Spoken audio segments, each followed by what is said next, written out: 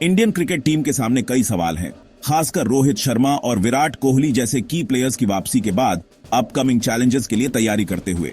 सबके मन में यही सवाल है कि क्या हाल के मैचों में बैट से उनकी जो मुश्किलें रही हैं वो जारी रहेंगी या अपने फेवरेट ओडीआई फॉर्मेट में वापसी उन्हें फॉर्म में वापस लाएगी। वरुण चक्रवर्ती जैसे प्लेयर्स की मौजूदगी से, जो एक स्पिनर हैं और स्क्वाड में अपनी जगह बना चुके हैं, प्लेइंग 11 काफी इंटरेस्टिंग होने वाला है।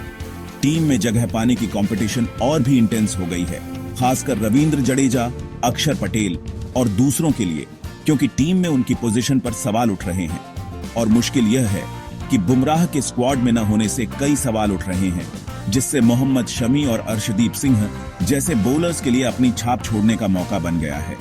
नागपुर में इंग्लैंड के खिलाफ पहली ओडीआई सीरीज, जो एक इंपॉर्टेंट मुकाबला है, एक बड़ी परीक्षा होगी। इस सीरीज के रिजल्ट का भारत के फ्यूचर प्लान्स पर काफी असर पड़ सकता है, खासकर चैंपियंस ट्रॉफी को देखते हुए। साफ है कि यह सीरीज सिर्फ एक वार्म अप नहीं है, बल्कि यह टीम के भविष्य को आकार दे सकती है। सवाल यही है, क्या इंडियन टीम सही कॉम्बिनेशन और फॉर्म समय पर ढूंढ पाएगी?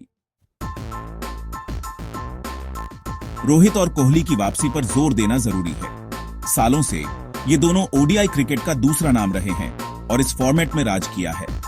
दोनों खिलाड़ियों से उम्मीदें बहुत हैं, लेकिन हाल ही में बैट से उनकी मुश्किलों ने चिंता बढ़ा दी है। खासकर रोहित को अपने इनकंसिस्टेंट परफॉर्मेंसेस के लिए आलोचना का सामना करना पड़ा है, पिछले 18 महीनों में कई कम स्कोर के साथ। एक बात तो पक्की है, ये रोहित के लिए शॉर्टकट्स लेने का समय नहीं है।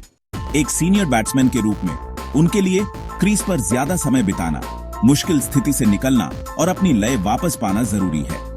शुरुआत में अग्रेसिव खेलने के बजाय रोहित को क्रीज पर अपने समय पर ध्यान देना चाहिए, भले ही इसका मतलब 70 गेंदों में 50 या 60 रन बनाना हो। शुरुआत में ही जोखिम भरे शॉट्स खेलने के बजाय यह उनके लिए फॉर्म में वापस आने और अपना कॉन्फिडेंस वापस पाने के लिए बहुत जरूरी है।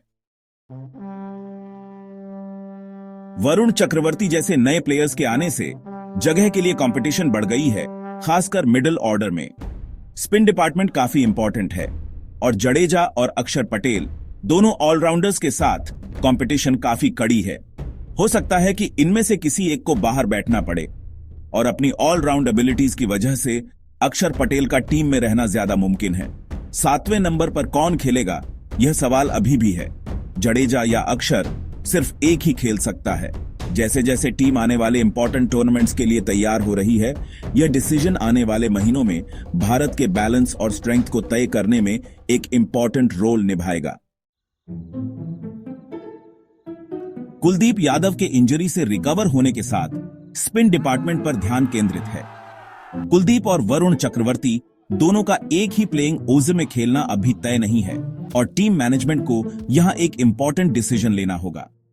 स्क्वाड के बैलेंस को देखते हुए दोनों का साथ खेलना मुश्किल लग रहा है, क्योंकि 7वें नंबर पर एक फिंगर स्पिनर का होना टीम की सक्सेस के लिए काफी जरूरी है। सबसे इंटरेस्टिंग बातों में से एक है मोहम्मद शमी की ओडीआई स्क्वाड में वापसी। काफी समय बाद शमी की मौजूदगी से भारत के पेस डिपार्टमेंट को जरूरी बूस्ट मिलेगा। हालांकि शमी हाल के मैचों में ऑन एंड ऑफ रहे हैं, लेकिन उनके एक्सपीरियंस और स्किल को नजरअंदाज नहीं किया जा सकता।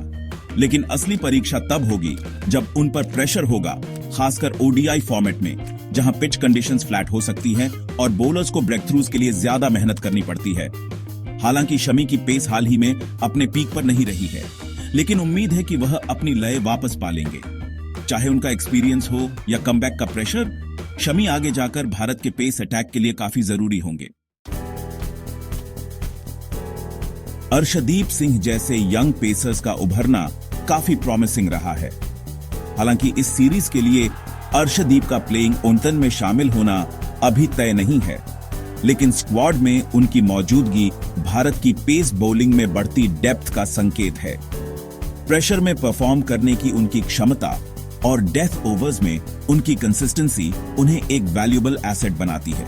हालांकि अर्शदीप के लिए मुख्य चुनौती कंडीशंस के साथ अडेप्ट करना और ओडीआई फॉर्मेट में अपनी कंसिस्टेंसी साबित करना होगा, जहां डेथ ओवर्स में यॉर्कर्स और इंपॉर्टेंट डिलीवरीज करने का प्रेशर और भी बढ़ जाता है। जैसे जैसे भारत इस इंपॉर्टेंट ओडीआई सीरीज के लिए तैयार हो रहा है, टीम की डायनामिक्स तेजी से बदल रही है। बैटिंग और बॉलिंग लाइनअप दोनों में जगह के लिए कंपटीशन बढ़ रही है। जहां रोहित और कोहली का फॉर्म ध्यान का केंद्र है, वहीं अर्शदीप जैसे यंग टैलेंट्स के विकास और शमी जैसे एक्सपीरियंस्ड प्लेयर्स की वापसी पर भी ध्यान देना जरूरी है। स्पिन डिपार्टमेंट के बारे में कुछ इंपॉर्टेंट डिसीजंस लेने हैं। सभी की नजर उस प्लेइंग ओजेस पर होगी जिसे मैनेजमेंट खिलाने का फैसला करती है।